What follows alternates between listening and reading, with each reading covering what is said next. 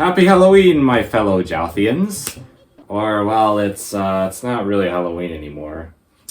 Merry Christmas, my fellow Jalthians. Well, it's, not really Christmas anymore, is it? Happy holidays, then? Hey everyone, it's been a few months. I have quite a few things that I want to say, so I'll quickly get them out of the way before we get to the funny 𝗘𝘅𝗁𝗀𝗀𝗀 dodging techniques. Firstly, Part 7 is in a bit of a limbo state right now. Why? Well, soon after I released Part 6, the JToH dev shadow patched 𝗬𝗁𝗀 𝗫𝗃 and heli clip. Even after all this time, there still have been no good replacements for these techniques. So I'm not sure what to do moving forward. I'm not sure whether I should just ignore this fix and move on without it, if I should delete the many towers that I've beaten that require these two methods, or some other third option. If you have your own opinion, I'd like you to help me out and for you to share it in the comments. Now for something more in the present. The items that I will obtain from both of these events, if it wasn't clear already, I will not be able to use. I likely use the items that I obtain for practicing future no damage runs, but I won't be able to use them for actual runs. And did you catch me saying both of these events? Well, in this holiday special, I will be completing the Halloween 2023 and Christmas 2023 events. Why? I don't know, just feeling festive, I guess. Oh yeah, and also this episode is not quote-unquote canon to the No Damage series, meaning technically this episode doesn't happen and it's just a special, so yeah. Well anyway, let's start by taking a look at Halloween 2023.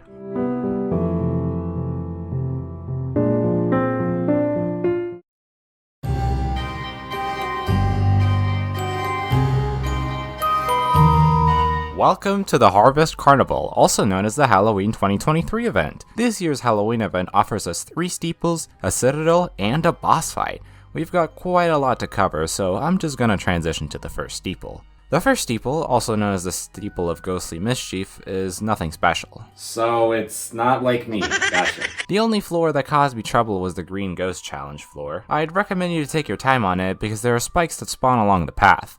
Thankfully, they spawn in the same place every time, which is why I'm going so fast in the footage. Then, once you enter the second door, you should enter a room with 3 candles. Once all 3 are lit, go towards the door away from the obstacles to avoid the 𝗘𝘅𝗁𝗀𝗀𝗀 animation of the obby from damaging you. And also when you enter the door to the next room, don't stop moving as you will also take damage if you stop. And then the rest of the steeple is a piece of cake in comparison. The reason it took me so many attempts is because I'm rusty and just really unlucky, I guess. Steeple of Dungeon Crawling is a lot harder in comparison. The first few floors are easy, with the notable exception of floor 3 and its mini-boss. It's nothing too crazy, it's just basic 𝗘𝘅𝗁𝗀𝗀𝗀𝗀 dodging and timings for the most part. It's only when you enter floor 4 that things go from a challenge to insanity.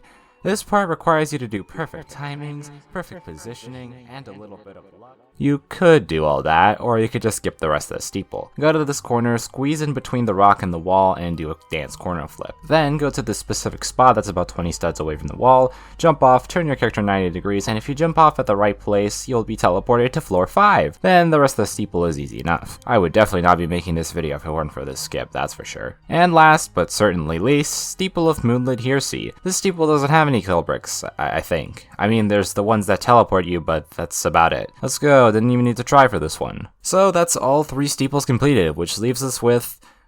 Oh no. That leaves us with the 𝗘𝘅𝗁𝗀𝗀𝗀𝗀 the Magician boss fight. Now, this boss fight doesn't have any special tricks to it, it's just a boss fight that you have to complete without taking damage. There isn't much I can say, but I can go over some tips that helped me when trying to complete this boss. The first phase is really easy, so I'll just go over some general tips. Firstly, don't hold down jump, as this can land you in a pretty bad situation later on. Secondly, fully charged shots are the best for dealing damage with 𝗘𝘅𝗁𝗀𝗀𝗀𝗀 himself. And thirdly, try to maintain a decent distance from 𝗘𝘅𝗁𝗀𝗀𝗀𝗀𝗀. The second phase has 4 generators. After destroying each generator, other than the 4th one, you should kill all the remaining minions before moving on to the next one, as they do stack. The first 2 are easy enough to deal with. The 3rd generator is a lot more difficult as it introduces the most annoying minion, the bouncing sword thing. The only piece of advice I can give you is that when you hear them approaching, you can kill them with any AoE hit on them.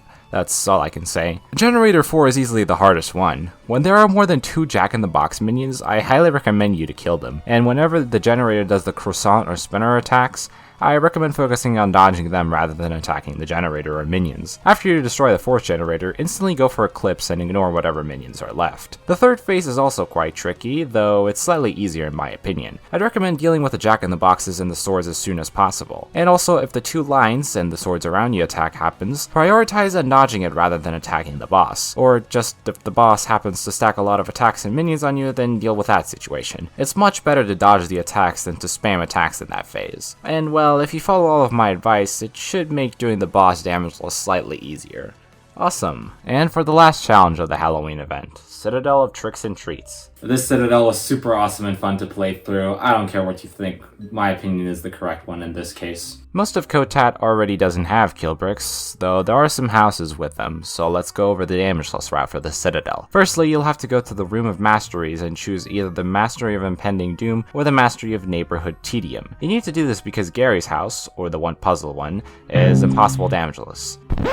Okay, I'm actually not sure if it's impossible. At the time of me testing it was, but looking at Aid Mary's My Beloved footage, he seems to pass it without issues, so I don't know. Then, when you pick up that candy, go behind the pirate house and lag high jump your way through the kill brick maze to get this white key. Then, go to the pirate house, and once you reach the pirate ship, enter the normally locked basement and get the first candy. Then continue the pirate ship normally, or do this neat skip to skip the only hard kill brick part in the Citadel. Because it isn't in a damage video without me doing some convoluted skip that skips a normally possible section.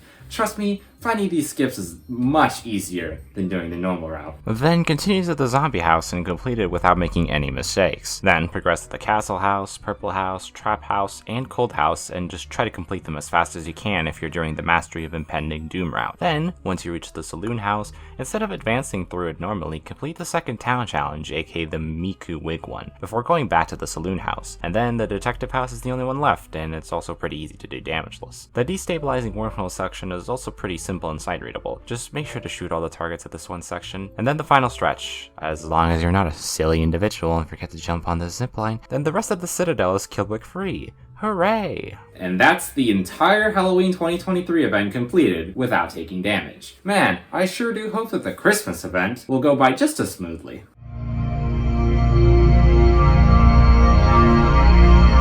Ho ho ho, my fellow Jalthians. This Christmas season, there are 9 gifts for me to collect without taking damage, with some of them being slightly more frustrating, and another boss fight for me to do. These first 4 presents are all pretty simple to do damageless as long as you do the right towers, so I'll just tell you the route I took. For the present of Magical Lights, I went to Tower of Stress and got the present there. Next, the present of Frozen Sweets. For this one, I went to TOAD, pressed the 3 buttons on floor 3, then the gift button, also on floor 3, then dropped down to floor 1 to get the gift. For the present of Shy Presents, I did the second gift route in Tower of Keyboard Eating. This one actually took me 2 attempts because I took damage from air on my first attempt. Nice! I got this gift from Andre. Thank you, Andre. Very cool. Hello, Sinewave. I would like to order a POS. Okay, pleasure doing business. You can also do this hobby, I think, but whatever, getting it from Sinewave is easier. There's also not much commentary I can give for the present of Icy Rooftops. I mean, don't fall. Alright, those were the easy gifts. Now for the actually challenging ones. For these next 3 gifts, you have to beat 3 steeples. The first present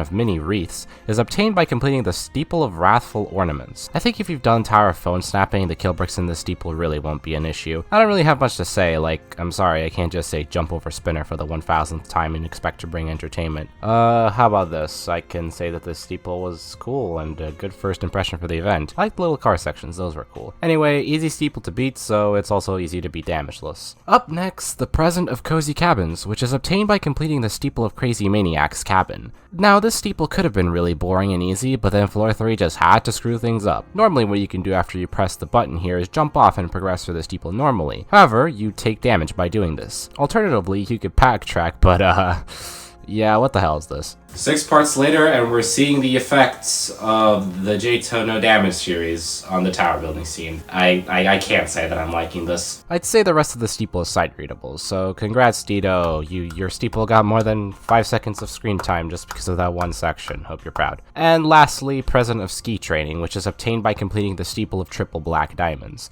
There's really not much to say since the only floor that contains kill bricks is floor 4. There's some spinning kill brick things, just jump over it and time it or something. And then there's also scary electric thunder spinning PNG. Just jump over it. Yeah, it's nothing all that hard, but hey, at least it's not that bad. And so, that's everything from the Christmas event 2023. Actually, you forgot the staple of zesty situations. Oh no, guys, I forgot the obviously impossible steeple that doesn't do anything and doesn't contribute, or yeah. As I was saying, and that's the 𝗧𝗏𝗺𝗀𝗀𝗧𝗏𝗺𝗀𝗧𝗏 or something. Thank you all for watching this video. I apologize for the delay. I had some stuff come up in my personal life, so I didn't have much time to work on videos. In terms of Part 7 production, yeah, that's going great, alright. I've managed to pick the areas that I'll be covering. I'll be talking about the 3 sub-realms in the Great Inferno that I haven't talked about, also known as Lost River, Silent Abyss, and Ashen Towerworks. I know I said I wouldn't do 3 areas in one video anymore, but let's just say that that was temporary and I was going to break that rule eventually. It just happened to be with these 3 areas. And that's all. I need to get this video out before I get assassinated for not making Part 7 yet. I'm obviously joking. Or am I? But anyway, remember everyone, stay in school, don't do drugs, and don't release holiday specials in the middle of February. JToH should really take note of that one. I'll see you in the next one!